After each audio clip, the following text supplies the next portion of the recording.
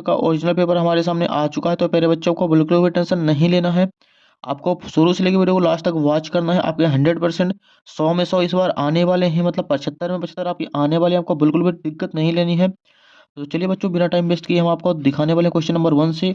और बच्चों इन सभी का सॉल्यूशन भी आपको इसी वीडियो में मिल जाएगा। तो आपको वीडियो को शुरू से लेकर लास्ट तक वॉच करते रहना है, कहीं पे भी प्यारे बच्चों स्किप नहीं करना। तो आज ये क्वेश्चन नंबर 1 देखिए यहाँ पास, निम्नलिखित प्रश्नों के सही विकल्प चुनकर लिखिए। तो बच्चों ये 6 नंबर के आने वाले हैं, जो कि ब्लूप्रिंट से पूरा का पूरा मैच हो रहा है। देखिए क्वेश्चन नंबर 1 है, चौपाई के प्रत्येक चरण में मात्राएं होती हैं। तो इसका आंसर लिखना हमें 16, ऑप्शन नंबर सा। सूरदास की रचना है, तो सूरदास की रचना हो जाएगी सूर सारावली। वाक्य कितने प्रकार के होते हैं, तो वाक्य 3 प्रकार के होते हैं। प्रवंचना का शब्दार्थ है, तो इसका आंसर कर देना हमें धोखा। अगला है महाभोज के रचनाकार हैं, तो प्यारे बच्चों इसका आंसर लिखना है हमें मन्नू भंडारी। क्वेश्चन नंबर 6 है, भगत जी गाते समय बजाते थे। तो भगत जी जो थे वो गाते समय खंजड़ी बजाते थे, तो इसका आंसर हमें कर देना है खंजड़ी। तो आज इसके बाद प्यारे बच्चों नेक्स्ट प्रश्न 2, रिक्त स्थानों की पूर्ति कीजिए, जो कि 6 नंबर का आने वाला है। सभी क्वेश्चन एक एक नंबर के होने वाले हैं। क्वेश्चन नंबर 1 है, इसका ड्राइवर कम गाइड का नाम डैश था। तो इसका आंसर हमें कर देना है जितेन नार्गे। माता पिता में डैश समास है, तो इसका आंसर कर देना हमें द्वंद्व समास। भारत का स्विट्जरलैंड डैश को कहा जाता है, तो प्यारे बच्चों इसका आंसर करना हमें कटाओ। श्रृंगार रस का स्थायी भाव डैश है, तो श्रृंगार रस का स्थायी भाव प्यारे बच्चों हो जाएगा रति। वैसे भी आप लोगों से बहुत सारा पेपर इसका बनता होगा। आप रिवीजन के तौर पे वीडियो को शुरू से लेकर लास्ट तक अच्छी तरीके से वॉच कर लीजिए, क्योंकि तभी आपको 75 में से 75 पेपर में लाना है। क्वेश्चन नंबर 5 देखिए, जिस शब्द के एक से अधिक अर्थ निकले हैं वो डैश कहलाता है अनेकार्थी। नेताजी की मूर्ति डैश से बनी थी, तो संगमरमर से नेताजी की मूर्ति बनी थी। तो मेरे बच्चों आपको वीडियो को ज़्यादा से ज़्यादा बच्चों को शेयर करते रहना है और चैनल को सब्सक्राइब कर लेना है, क्योंकि बाकी सारे विषय के आपके ओरिजिनल पेपर इसी चैनल में मिलने वाले हैं। आपको फेक पेपरों से पहले बच्चों दूर रहना है। आपको ओरिजिनल पेपर चाहिए तो इस चैनल को सब्सक्राइब कर लीजिए और ज़्यादा से ज़्यादा बच्चों को भी शेयर कर दीजिए। प्रश्न 3 देखिए, उचित मिलान कीजिए, जो कि 6 नंबर का आने वाला है। एक साइड आ है, दूसरी साइड वाह है। उत्साह के कवि हैं, तो इसका आंसर हो जाएगा सूर्यकांत त्रिपाठी निराला। कामायनी है, तो प्यारे बच्चों इसका आंसर हमें करना है महाकाव्य।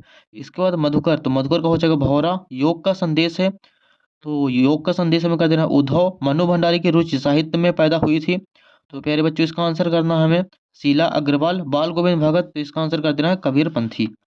आ जाइए बच्चों इसके बाद नेक्स्ट क्वेश्चन नंबर 4 में, एक शब्द वाक्य में उत्तर दीजिए, जो कि ये 6 नंबर का आने वाला है। एक वाक्य के क्वेश्चन रहेंगे। नेताजी की मूर्ति पर चश्मा कौन लगाया था, तो इसका आंसर हो जाएगा कैप्टन चश्मे वाला ने। भोलानाथ का वास्तविक नाम लिखिए, तो इसका आंसर हो जाएगा तारकेश्वर नाथ। संचारी भावों की संख्या कितनी मानी गई है, तो इसका आंसर हमें करना है 33। शिव धनुष किसने तोड़ा था, राम ने। माता का आंचल पाठ के लेखक कौन है, शिव पूजन राघव। शब्द शक्ति कितने प्रकार की होता है, 3 प्रकार की, अभिधा, लक्षणा और व्यंजना।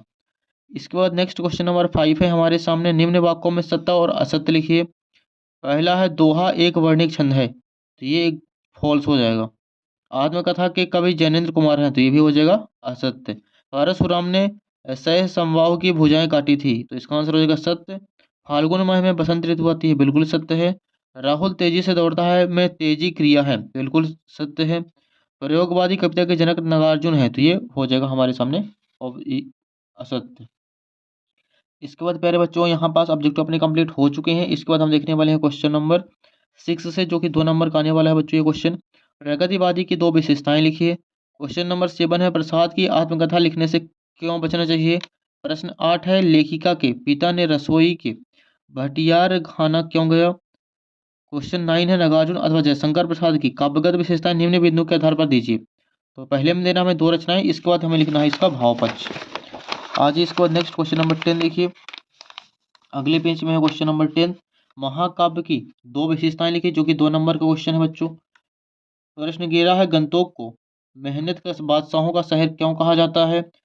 प्रश्न 12 है, संधि समास में अंतर लिखिए। 13 प्रश्न है, संयुक्ति अलंकार की परिभाषा उदाहरण सहित समझाइए।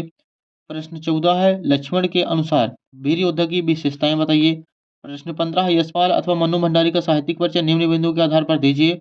पहला है 2 रचनाएं, दूसरा हो जाएगा साहित्य में स्थान। निम्नलिखित वाक्यांशों के लिए एक शब्द में उत्तर दीजिए।